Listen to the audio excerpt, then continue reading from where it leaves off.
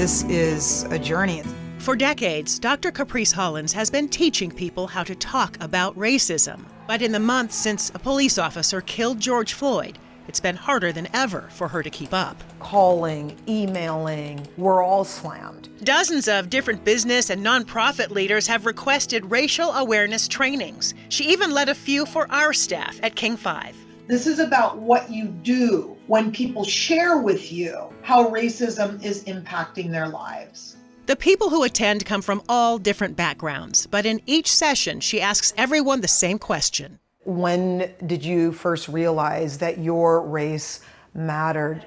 When we sat down together this summer, Caprice even asked me. I remember Yeah. when I realized my race mattered. I was very young, probably 5 or 6, with my parents out camping with my brothers and sisters, all 5 of us, and we all jumped into the swimming pool, and all of the white kids got out of the swimming pool. And it was so confusing because we came to play. Yeah. And my father was there with us. And I remember him bouncing me around in the water and asking him, Daddy, why don't the kids want to play with us? Why are the kids all getting out of the pool? And he had to explain it to me. Yeah. They're getting out of the pool because their parents don't want their white children in the pool with black kids. It took her only seconds to recall her own story in Oregon. Now I'm in the 4th grade, my sister's in the 2nd grade. Every day we walk onto that school ground. We are the only kids of color.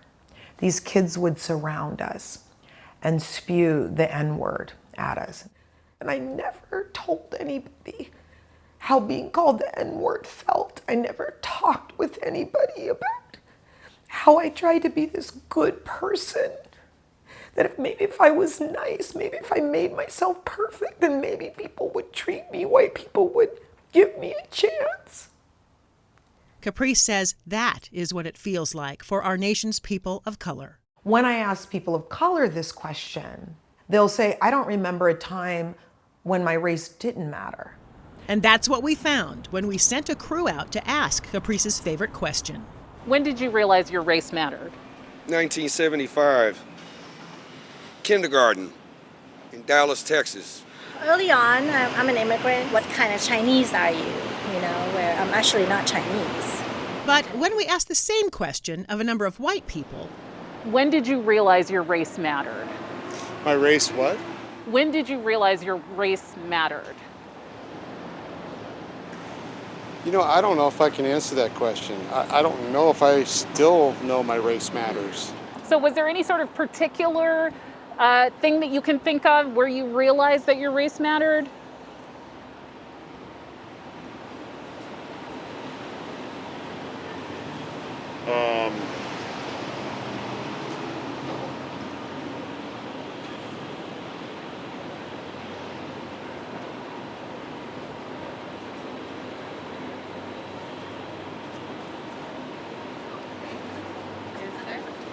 Yeah.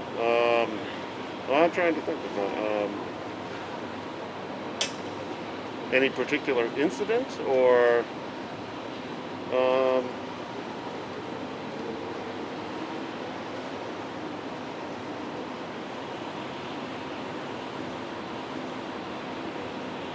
It's a tough one. yeah.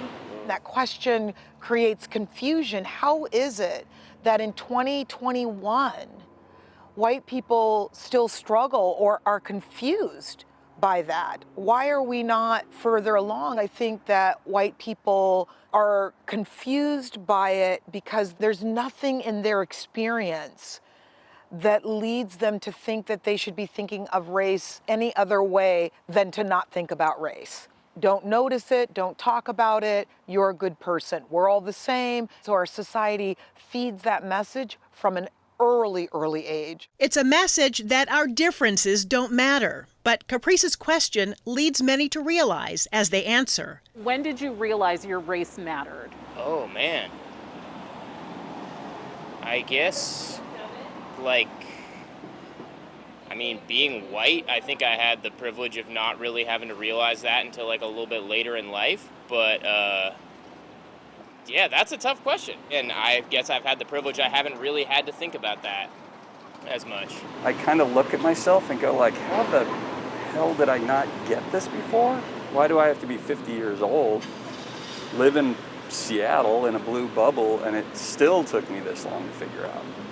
With a lot of friends of color, too. And like a fish doesn't know it's wet, the thing about privilege is it's set up so that you don't even know that you have it. That's why it's called privilege. There's got to be a lot of other people like me who finally get it.